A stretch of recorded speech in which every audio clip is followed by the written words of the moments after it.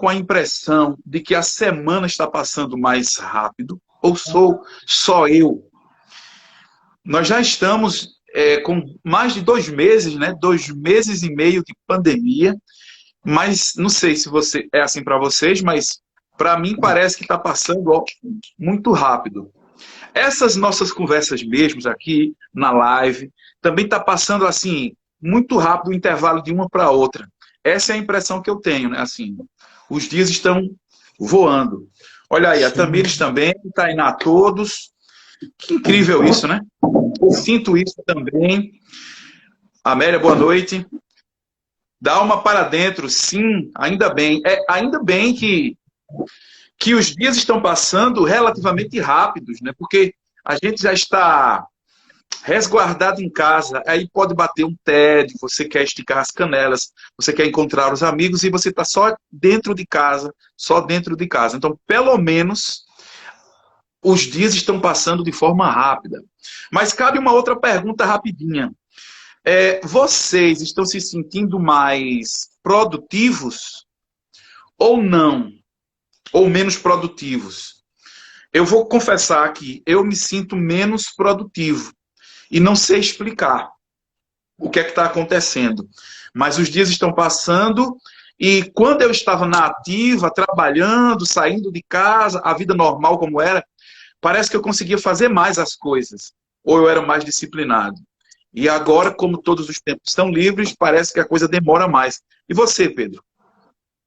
Eu oscila muito, né? Eu estava muito produtivo essa semana, até que houve aquela operação da Polícia Federal contra a fake news, e aí, bicho, é meio que uma doença, né? Eu não consegui fazer... Para tu ter ideia, eu estava lendo um livro para escrever um tópico da tese, o livro com 80 páginas. Num dia só, eu sentei e li 50 páginas. Aí eu disse, amanhã eu termino, só faltavam 30 páginas. E no outro dia houve aquela questão, eu não consegui mais desprender de análises políticas, de Twitter, a questão é que o grande, quem nos mortifica, né? Quem tira a nossa produtividade é simplesmente o presidente da República, não nos deixa em paz. É uma coisa surreal, viu, Pedro? Surreal. Surreal. Eu estava assistindo hoje uma entrevista do presidente de Portugal, ao Pedro Bial, né? Que show, que cavalheiro, que homem poético, citando Vinícius de Moraes. Que coisa linda. Rapaz, isto é um presidente. E olha que o presidente de Portugal, ele goza de mais de 80% de aprovação. E há quem diga que está caindo. Que está caindo. Caiu para 80%. Então, era algo em torno de 90%. E quando ele entrou em 2016 para 2017, algo assim, ele pacificou a população de Portugal. Porque eles estavam, não sei se no nosso nível, mas Portugal também estava com essa dicotomia, direita, esquerda, direita, esquerda, direita, esquerda. E isso cansa, e isso estressa. E todo dia, como você disse, você acha que vai ter uma trégua e não tem. Todo dia tem uma bomba e todo dia tem um crime. E por muito menos o Fernando Collor e a Dilma sofreram impeachment. Mas a impressão que dá é que Bolsonaro é o dono do Brasil, ele faz o que quer e presidente de Câmara, de Senado e STF vão lá e dizem assim, não, mas ninguém age, tá entendendo? Ninguém age. Essa é a impressão que eu tenho. André Mendes aqui, grande amigo, professor de filosofia, está perguntando se a presidência da República é um serviço essencial. André, eu juro a tu que há muito tempo que eu reflito sobre o parlamentarismo. Aliás, nós somos um parlamentarismo, se você parar para pensar, nós somos um parlamentarismo, e a presidência da República, ela não é uma pessoa. Né? A presidência da República é uma instituição, né? Que eu digo a vocês, assim, enquanto professor de História, pegando desde 1891, né, 1889, com o Marechal Deodoro da Fonseca, até os dias atuais, eu nunca vi essa instituição ser tão esculachada e perder tanto o seu valor simbólico, porque a presidência da República ela tem um valor simbólico, né? ela é uma instituição, e agregado a isso tem toda uma estrutura, né? E tem todo um rito, né? Tem toda uma questão que todos os países preservam, todos os países presidencialistas preservam essa instituição. Né? Mas é um nível de acanalhação, se existe a palavra, que ainda diz, mas vamos para a cultura, senão já sabe, né? A turma foi entrando e está participando. A turma foi dizendo também que, em geral, está ficando menos produtiva nesse período e a gente não sabe direito o que é que está acontecendo. A Tainá disse que está mais produtiva, mas não necessariamente para os pedidos do mercado, e isso é bom. Enfim, o bom também das nossas lives é que, além da nossa fala, a galera vai participando. Vê aí, Pedro, que texto é esse aqui, ó? Pergunta, Adelmo, o Brasil foi sequestrado e com a pandemia fomos colocados em cativeiro. Não vejo a hora de ir para a rua pedir por liberdade. Lutar para que esses bandidos devolvam o que nos pertence. É verdade. Nós somos Fábio Lima disse que quer fazer um desafio para a gente aí. Opa! Fábio, quando puder, mande bronca que a gente vai ver qual é o desafio. Vamos lá, Pedro. Vamos de quê? Vamos começar com a parte cultural do nosso programa Intervenção, um programa de cultura. Vamos de literatura, meu querido. Vamos de literatura. Primeiro tópico, literatura, ok? Eu começo então, certo? Pode ser? Em literatura, esta semana, eu havia dito em uma live passada, né, que tinha feito uma leitura da Peste nos tempos de faculdade, mas que foi uma leitura apressada, aperreada, tempo de faculdade é um estresse total, e aí eu quis revisitar o livro A Peste, do Albert Camus, que é um livro que vem ganhando muito destaque nesse período de pandemia, sobretudo porque tem essa ligação, né? Uma peste, uma pandemia, um mal que se apodera de uma cidade e as pessoas vão morrendo e tem uma série de reflexões. Só dizendo aqui que o Albert Camus, argelino, ele é vencedor do prêmio Nobel, né? O prêmio máximo que se concede a alguém no campo da literatura. Grande escritor e também filósofo. Um filósofo bem pessimista, né? Bem, e aí eu enumerei 3 tópicos aqui. Um dos tópicos que muito me impressiona é logo no comecinho, quando ele fala da cidade, a cidade de Oran. E ele diz, Pedro, que a cidade é feia. E nos cabe uma reflexão, né? Você também acha a sua cidade feia? E eu não estou falando feio em termos de natureza. Eu estou falando feio em termos de estética humana. O que o ser humano construiu. As ruas, as casas, tá entendendo? E aí ele disse que a cidade é feia. E eu fiz uma reflexão. Garanhuns, a cidade onde moramos, né? Garanhuns, na minha concepção, é uma cidade bonita. Agora, comparável às cidades do Nordeste, do interior do Nordeste. Garanhuns é uma cidade bonita. Acresce que o inverno aqui é bonito também, vem a neblina, encanta ainda mais a cidade. Agora, eu venho assistindo muitos vídeos, porque eu venho flertando com Portugal, sabe assim, eu venho flertando com o país Portugal. Assim, tem que ter um plano B. O meu plano B é Portugal. Eu amo o Brasil, eu gosto do Brasil, meus filhos cresceram aqui e vamos ver se dá tudo certo. Mas o meu plano B é Portugal. Portugal é um país mais ou menos do tamanho de Pernambuco, tem 10 milhões de habitantes. Boa parte das cidades de Portugal tem um número reduzido de pessoas. Você não vê um amontoado na cidade, né? Por exemplo, uma cidade como Porto. Porto é uma cidade muito famosa. Pois bem, Porto tem 250 mil pessoas, habitantes. Caruaru tem quase o dobro disso. Tá entendendo? Então, uma cidade grandiosa como Porto tem apenas 250 mil habitantes. Aí você percebe assim, cidades que são capital do estado, né? Capital do estado tem 100 mil habitantes. Tem uma cidade chamada Viseu, 100 mil habitantes. Garanhuns tem mais de 100 mil habitantes. Então você percebe assim que um país pequeno, as cidades são pequenas, mas a vida é boa. Portugal é muito bom. considerado um dos 3 países mais seguros do mundo, vem sendo apontado como o melhor país para se viver depois da pandemia, enfim, muito bem. Ô, Helder, Então, só comparado Helder, a outras cidades, pelo menos... Fala, Pedro. não, só uma coisa assim sobre Portugal, né? Eu tive a oportunidade, já estive lá 3 vezes, e dessa última Oh, vez nós visitamos uma cidade que eu achei linda, Óbidos. Depois tu dá uma olhadinha na internet. E assim, uma cidade linda, bicho, linda. Para tu ter ideia, a cidade é cercada por muralhas do ano de 1200, do século XIII, né? E uma das coisas que eu fiquei encantado foi caminhar nas cidades de Óbidos, nas ruas de Óbidos, e tem a igreja, a catedral, né? Como se fosse aqui a Catedral de Santo Antônio.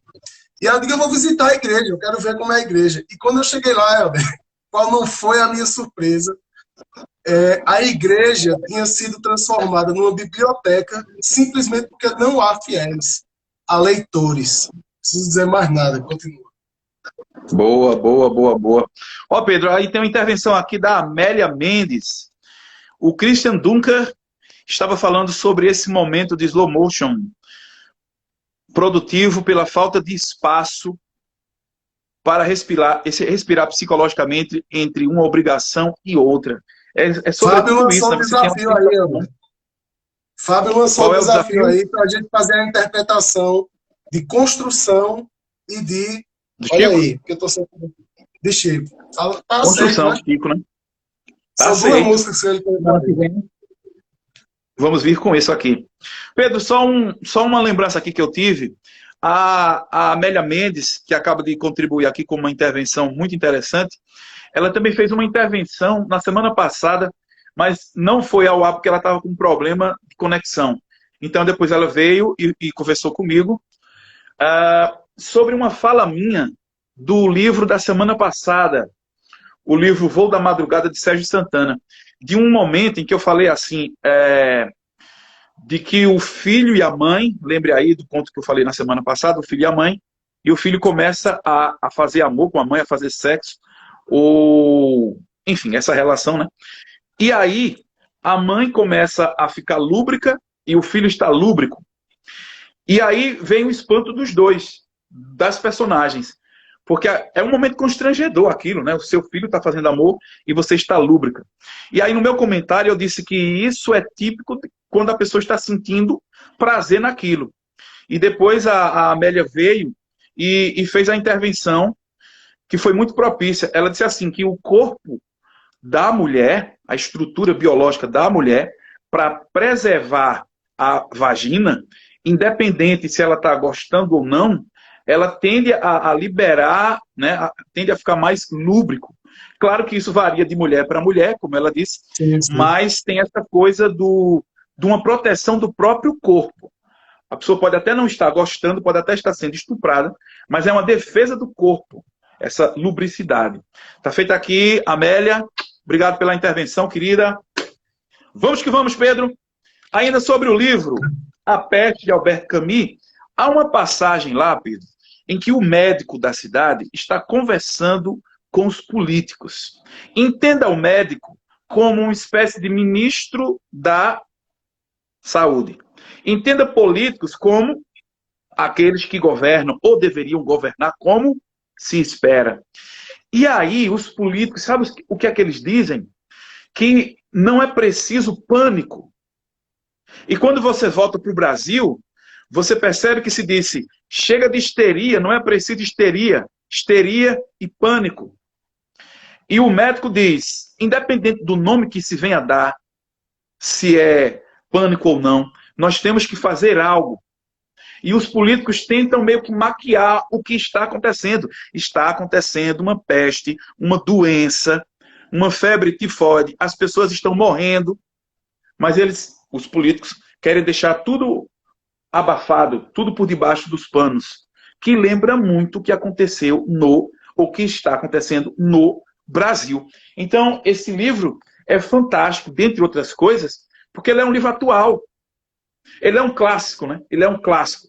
Eu disse aqui em outros programas que clássico é um livro que nunca morre. O clássico é um livro que tem sempre alguma coisa a dizer, está sempre atual. Olha aí a atualidade. Ou seja, o humano, o grupinho de humanos querendo abafar e as pessoas que estão preocupadas querendo mostrar, querendo revelar, né? Outra passagem que eu quero destacar é que o livro faz uma reflexão sobre o número de mortos. E de que chega um tempo que o número de mortos fica sendo apenas um número de mortos.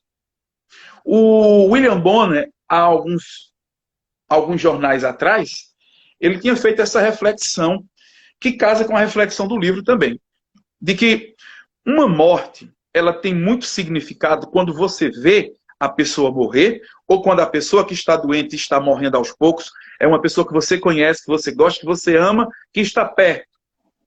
Mas se você não conhece, não está perto, nunca viu, aquilo vira só número.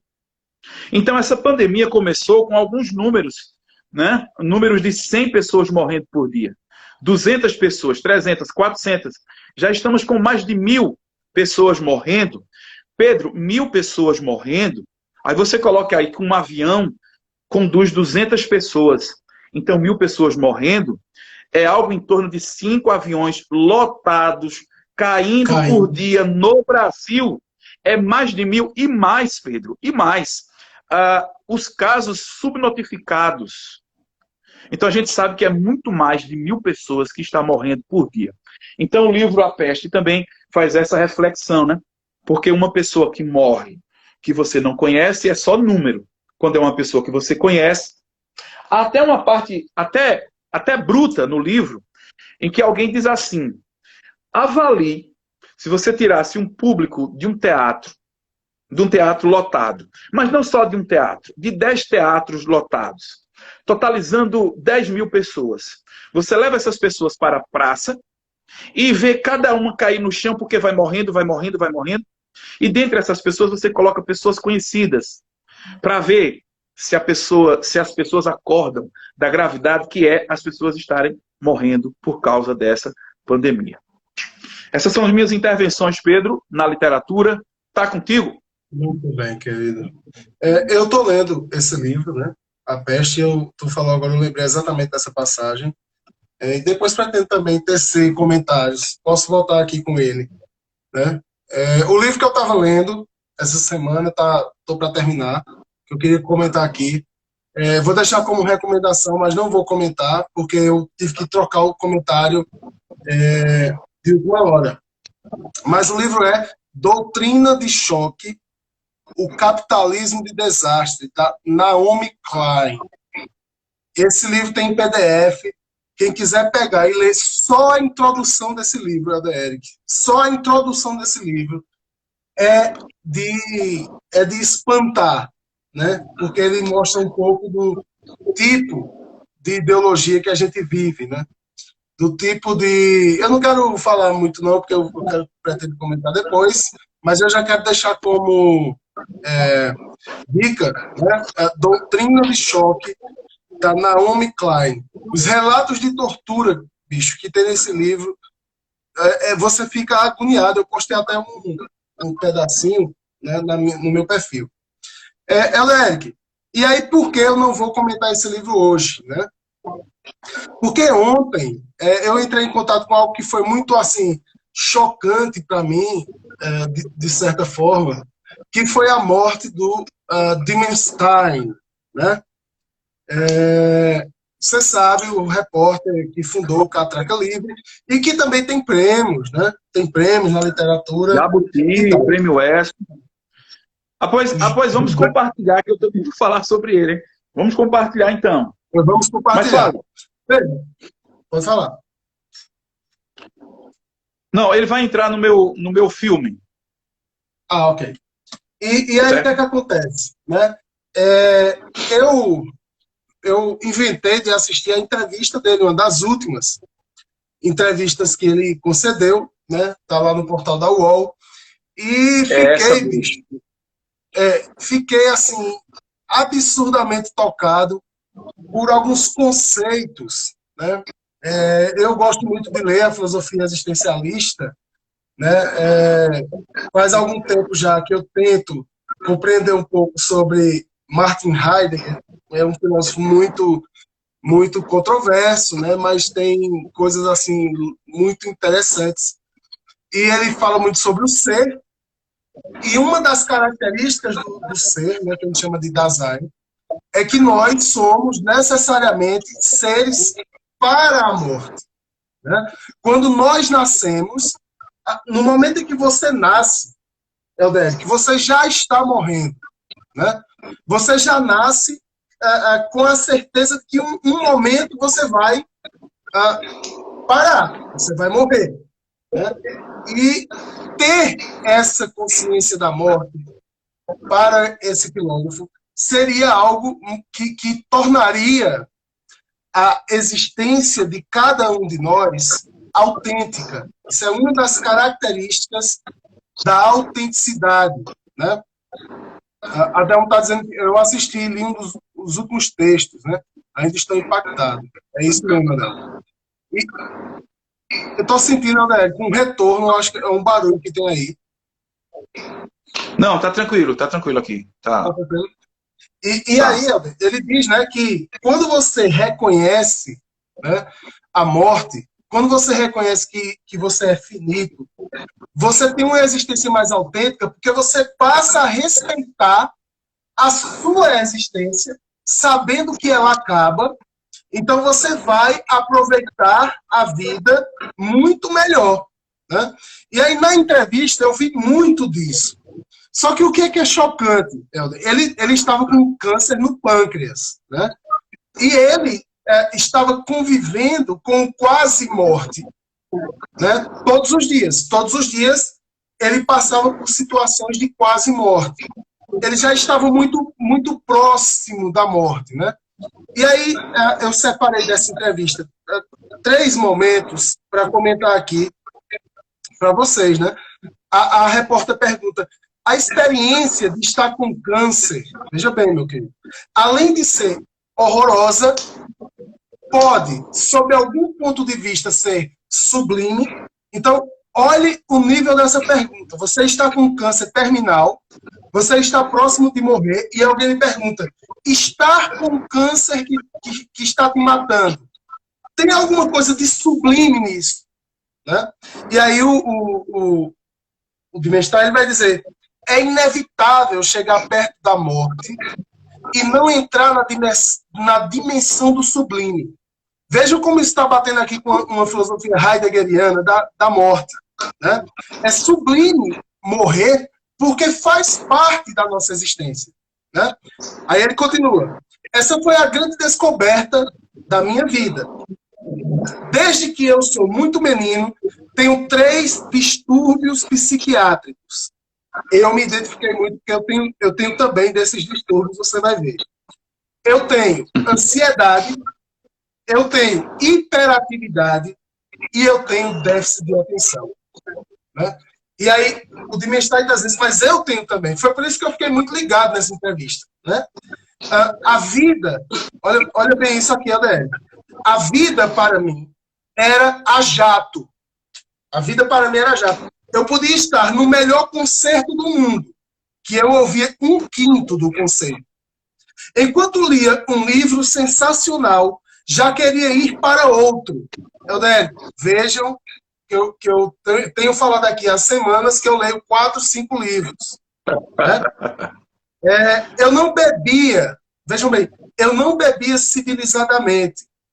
Minha empanturrada de uísque. A existência para mim era ansiosa.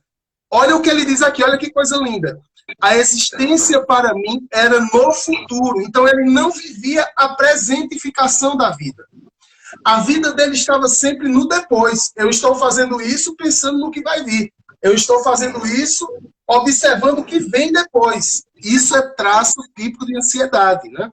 O câncer, olha que frase é essa.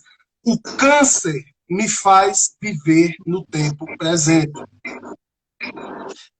Pode dar exemplos dessa mudança? A repórter pergunta. Ele diz: Eu sinto o cheiro da manga do meu quintal agora. Agora eu sou capaz de sentir o cheiro da manga que tem no meu quintal. Porque ele vivia no futuro, Helder. Ele vivia pensando em algo que não é tudo menos a nossa vida. Né? A gente vive ou no futuro ou no passado. A gente só não vive a nossa vida. Ou a gente está no tempo da nostalgia, como diz Nietzsche, né?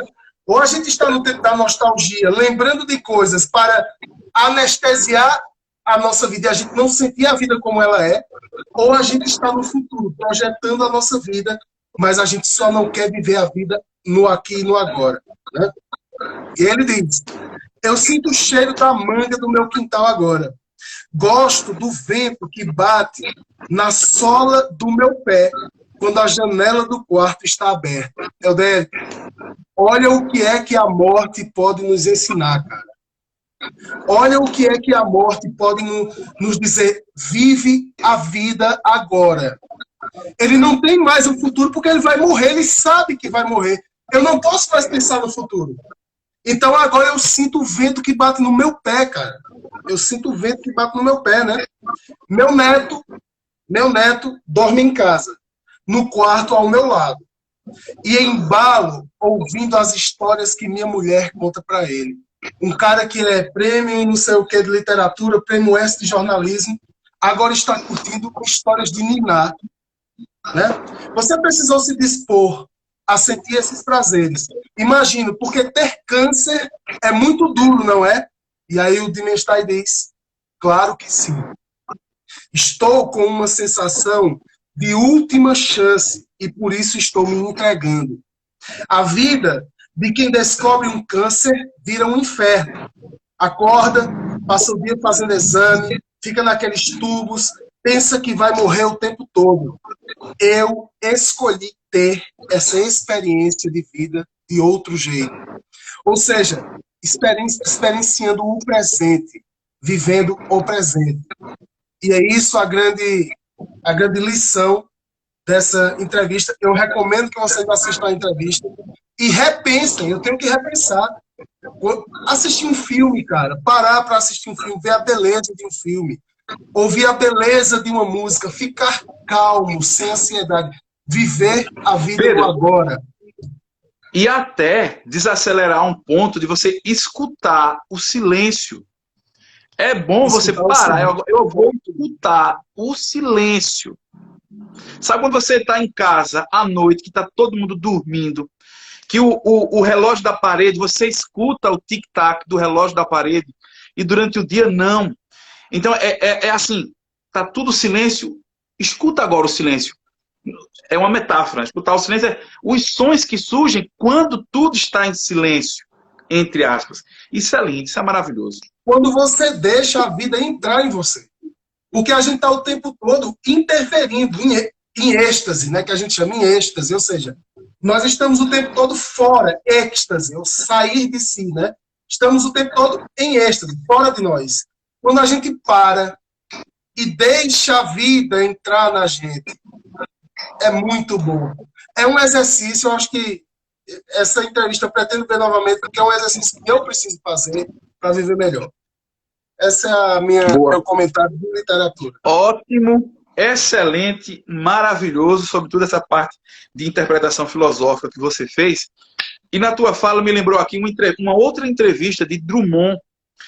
Drummond já com 87 anos, a idade em que ele iria morrer. E aí a jornalista faz uma pergunta e ele diz que a vida passou assim, ó, rápida.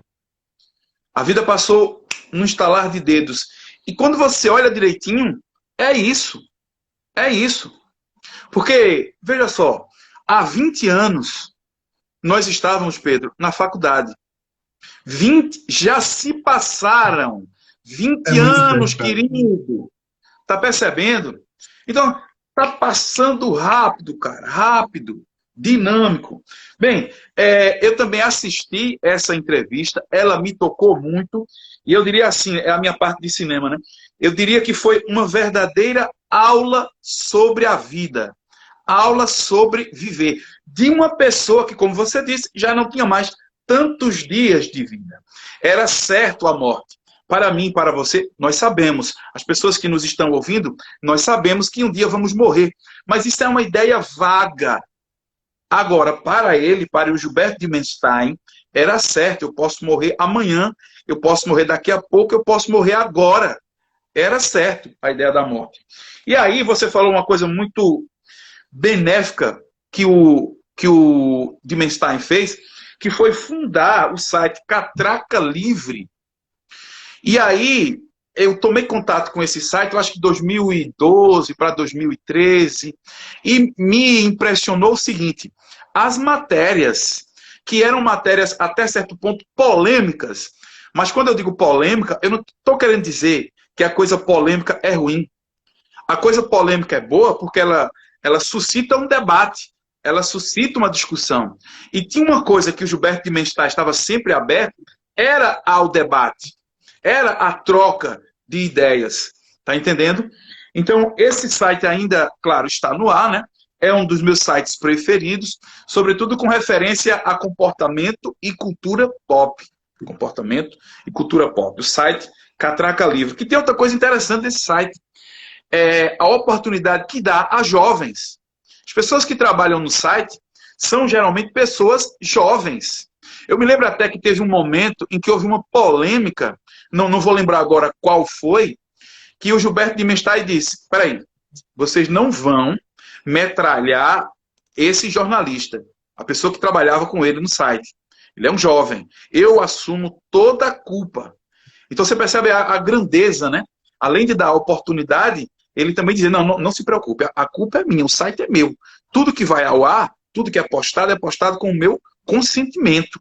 Tá entendendo? Que grandeza, porque ele poderia se apequinar diante, né, de uma polêmica. Não, a culpa foi do rapaz, é jovem, é um estagiário. Não, ele assumiu a culpa. Isso é outra parte da grandeza, da honradez, né, do Gilberto Dimenstein. E aí vem uma coisa, a primeira pergunta que a jornalista faz é algo mais ou menos assim: você tem certeza que vai viver mais do que morrer? Aí ele para um tempinho e diz assim: depende da hora. Isso me fez pensar o seguinte: às vezes, porque a gente sabe que a pessoa que está lutando contra um câncer e contra os problemas da vida, a pessoa tem que ser forte, tudo bem, mas as pessoas fraquejam.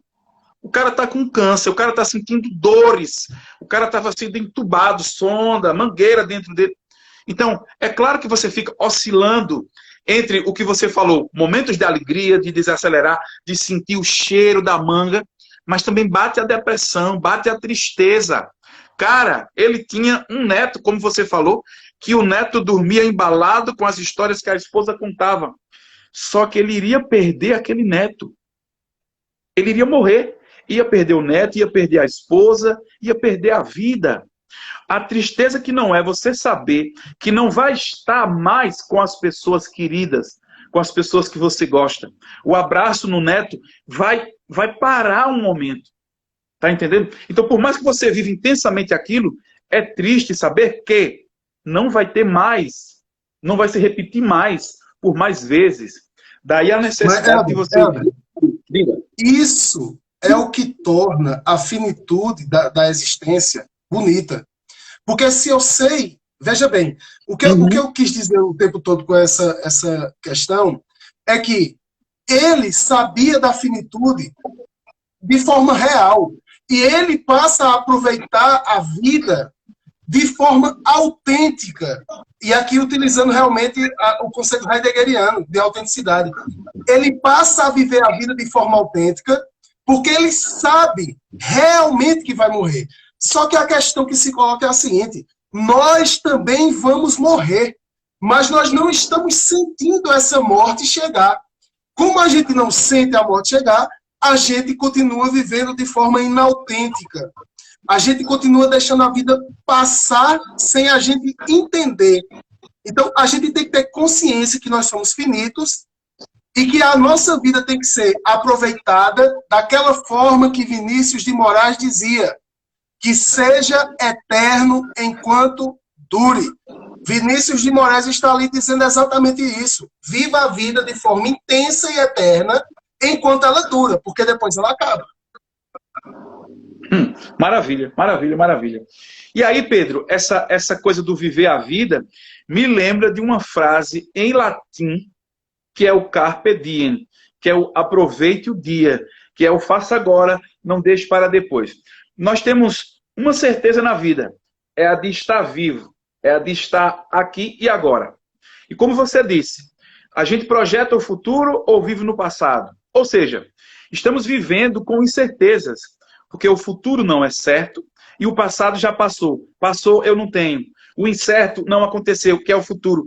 O que é que temos? O presente, o agora. Então vem essa frase em latim, né, do poeta Horácio, que é o carpe diem, que é o aproveite o dia. E aí você falou outra coisa que eu também apontei aqui, que é desacelerar. Não só desacelerar, como aprender a dizer não a muitas coisas. Porque se você diz sim, eu acho que eu já falei isso aqui em outros programas, se você diz sim, você se escraviza. Aprenda a dizer não, aprenda a desacelerar. E aí outra passagem que eu quis destacar também foi quando a jornalista pergunta se ele tem ereções, se ele está fazendo amor. E aí ele diz que não tem mais ereções. E lamenta, que triste que é isso, né? Não tem ereções e não está fazendo amor. Que ela até diz assim, que eu estou aprendendo a lidar com essa perda da masculinidade, da virilidade, né? Porque a ideia do homem, para o homem, é sempre aquele que tem, além das ereções, está sempre preparado para a prática do sexo. Que ele não tem mais isso. O câncer tirou isso dele. Tirou o desejo, tirou a ereção. Agora, ele substitui isso, né? Ou ele sabe enxergar outras coisas da vida tão interessantes quanto ter ereção. E aí uma reflexão que eu faço é que nós temos diferentes tipos de ereções. Não precisa ser só apenas a ereção do pênis. Quando a gente sorri é também uma ereção. Quando a gente faz o que a gente gosta, ler um livro, assistir um filme, estar com amigos, sentir o vento, sentir o cheiro da manga, isso também é ereção.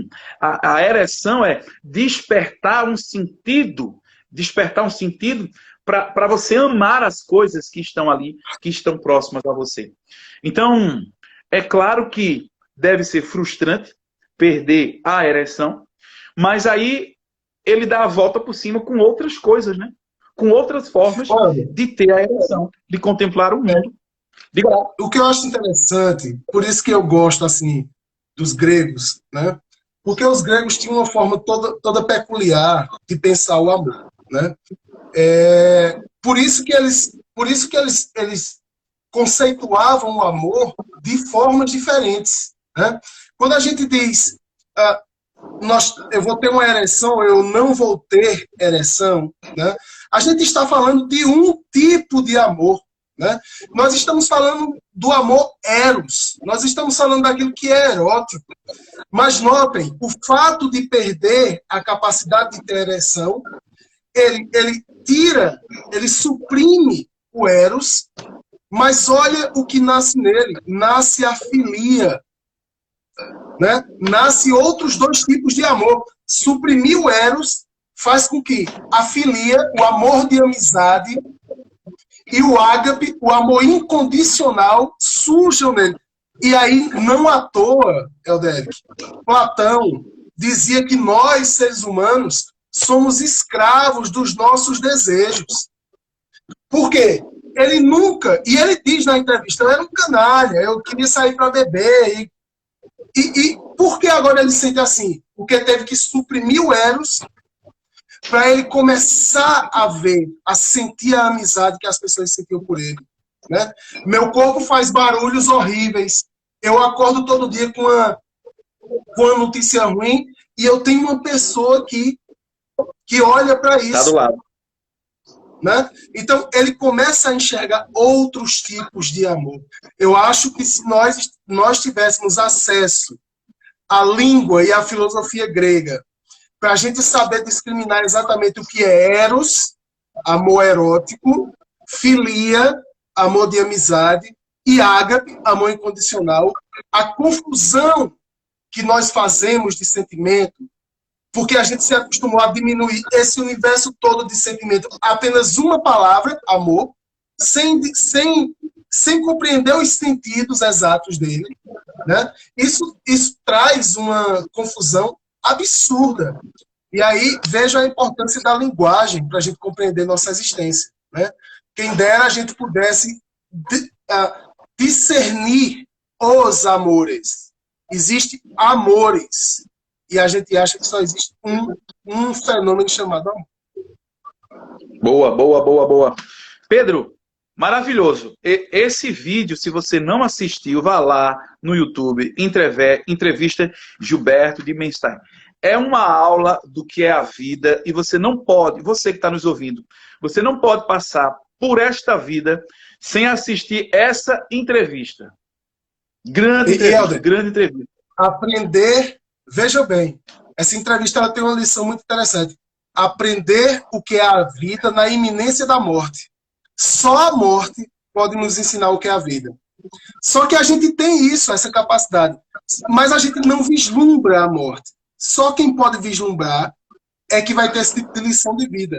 Só quem não tem como viver, só quem caminha sabe o valor. Só quem está numa cadeira de roda sabe o valor do caminhar. Né? Só quem está com o coronavírus e não pode respirar, tem que ser entubado, quando volta e se recupera, sabe qual é o valor da respiração. Coisas simples, aromas, viver, respirar, ver um pôr do sol, transformar um pôr do sol em poesia, como você faz no seu livro. São coisas simples que nos fazem feliz, mas a gente acha que o que nos faz feliz é o carro do ano, e é ter uma casa na cidade e uma na praia. Ô Pedro, e outra coisa, né? A gente está vivendo essa pandemia. Rita aqui está perguntando qual é a entrevista, né? Por favor, meu querido, responda a nossa querida amiga Rita. Rita, é uma entrevista com o Gilberto de Menstein, grande jornalista, escritor, que faleceu recentemente. Gilberto de Menstein. É uma entrevista para o portal UOL. A entrevista tem 40 e poucos minutos e é uma aula de existência.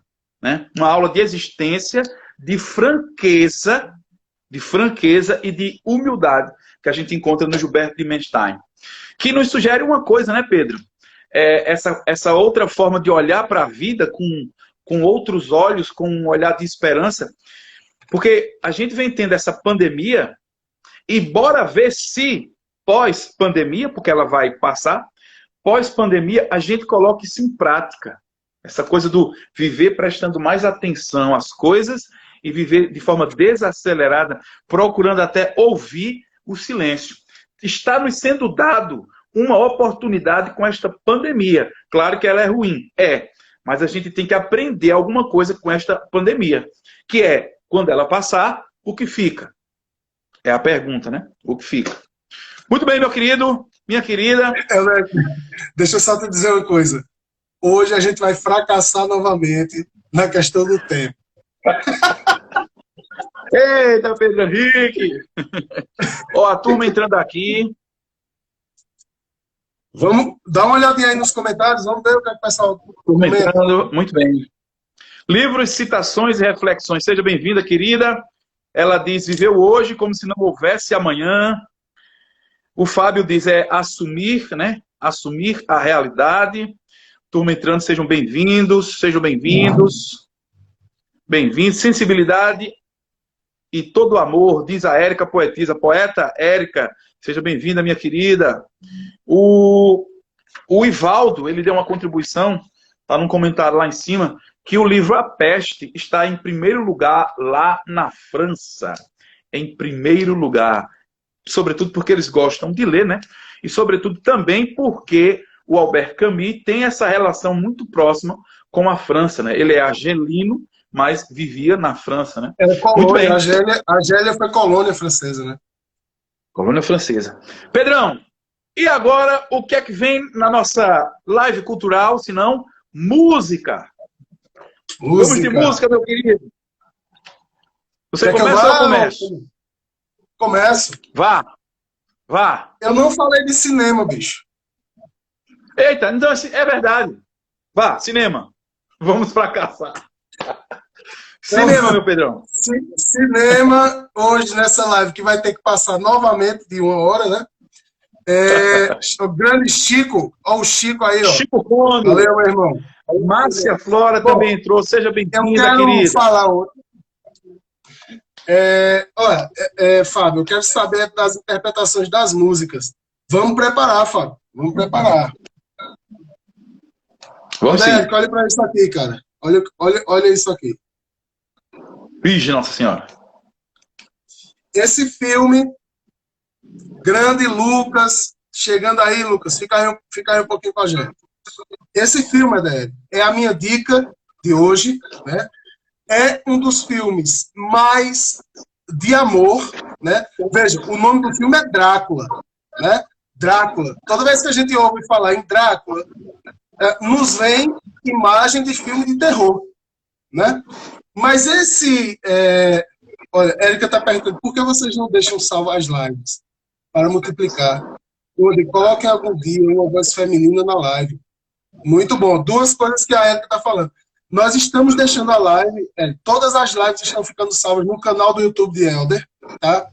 E a gente vai sim, tá? Aceita aí a sugestão. Vamos abrir. Quando a pandemia passar, né? E a gente está com planos também de fazer o podcast da Invenção, né? Nós vamos abrir, vai ser uma entrevista, a gente vai poder entrevistar as pessoas e aí a gente vai ter mais condições técnicas, né, de abrir, mas muito legal a sua dica, tá? E aí, veja, quando Pedro, a gente só fala...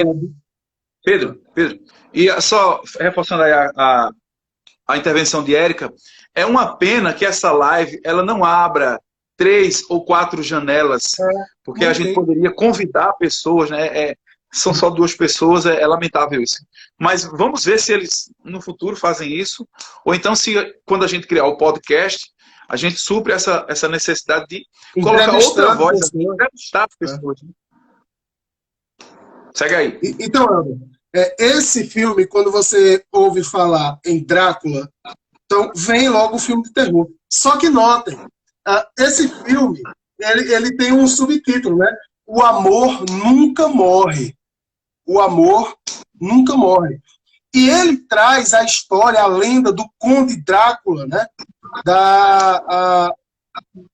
Sempre existe, né? Quem é que está falando aqui?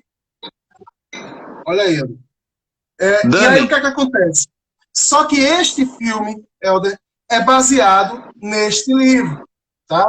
Que é o livro do senhor Bram Stoker. Bram Stoker. Okay? Que é um livro epistolar, né? O que é um livro epistolar? É um livro que trata de cartas. Eu já falei em outra oportunidade que eu adoro livros de cartas, né?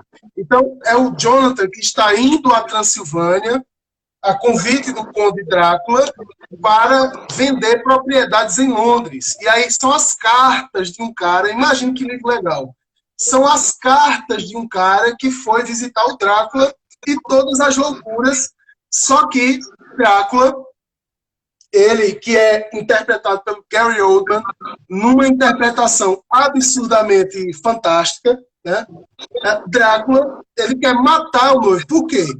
Porque o noivo, que nesse filme é interpretado pelo Keanu Reeves, é o atual noivo da reencarnação da noiva dele.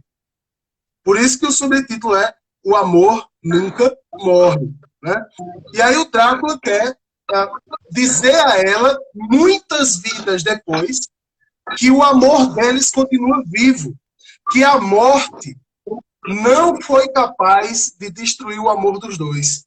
E aí o Drácula vai para Londres, atrás dela, e o resto eu não posso contar. Assistam essa belezura. Direção de Francis Ford Coppola, não preciso dizer mais nada. Olha o elenco, minha gente. Gary Oldman, Winona Ryder, esse bicho aqui. Eita, mas é tão lindo que eu não esqueço. Me ajuda, Helder. Quem? Esse aí tá na ponta da língua. Que fez Hannibal. Que fez Hannibal, meu querido. Ajudem aí, pessoal. Quem é esse cidadão? Quem é esse cidadão aqui? Eu me abro com a minha memória. E é o meu ator preferido, bicho. Um dos meus também. Né? E aí, ó, quando eu me lembrar, eu vou quebrar esse DVD no chão. Então, assistam esse Anthony filme. Hopkins! Anthony Hopkins! Anthony Hopkins! Anthony Hopkins. Então, assistam Drácula de Bram Stoker. Essa é a versão. Quem assiste Crepúsculo e qualquer outra coisa, depois de assistir esse, sente só decepção. Grande ator, hein? Grande ator. Anthony Hopkins. Pedrão, então vamos agora para...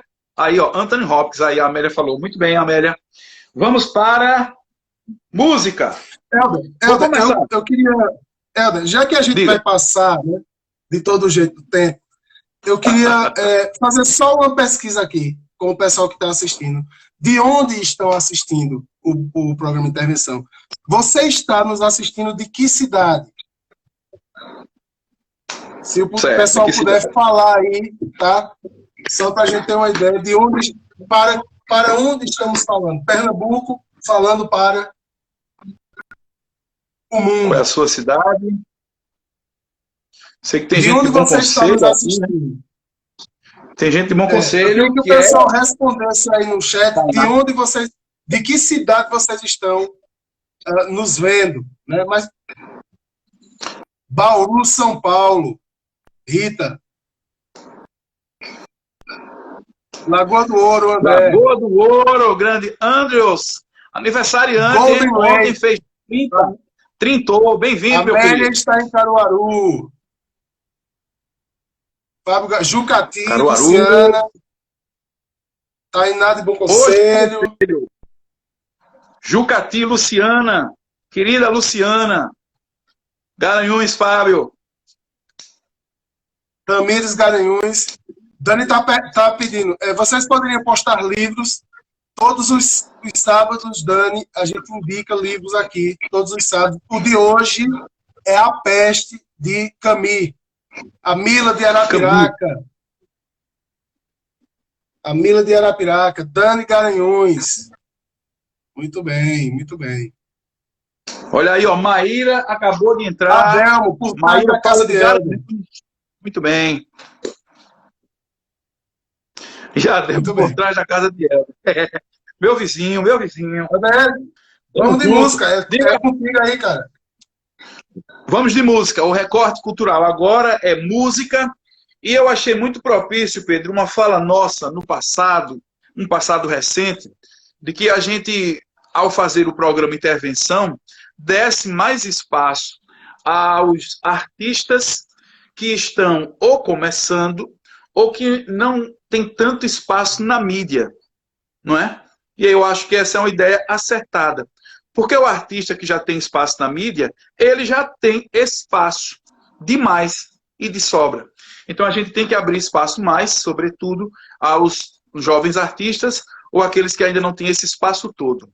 Lembrando que, quando eu digo jovem artista, ou aquele que não tem esse espaço todo, eu não estou querendo dizer que o artista seja ruim. Muito pelo contrário. Eu desconfio, e desconfio muito até, do artista que tem muito espaço. Porque, às vezes, muito espaço é muita amizade, é muito ajeitadinho. E, às vezes, nem é competência. Jabá, nem é competência, nem é a arte pura. É mais o ajeitadinho, a amizadezinha. Tá entendendo? O famoso QI, né? Quem indique. Muito bem, Pedro. Então, hoje eu vou, meu querido, de Geraldo Maia. Que grande cantor, que grande artista. E vem uma pergunta que é: aonde eu estava com a cabeça? Em que mundo eu estava que se passara tanto tempo sem eu conhecer este artista? Diga, desabafe, meu querido, diga. Tá cortando, a tua internet tá cortando um pouco, né? Voltou agora. Tu só conhece esse cara. Tu só conhece esse cara. Porque eu insisto todo dia para tu ver. Grande indicação, meu querido. Grande indicação. Isabela Moraes e Geraldo Maia. Que indicação é essa, meu amigo? E aí, Pedro? Falta 30 segundos, querido. Falta 30 Então segundos. derruba para a gente voltar. Derruba para Pessoal, a gente volta voltar. com a gente, que a gente vai falar de música e a gente vai falar ainda muita coisa aqui. Volta com a gente.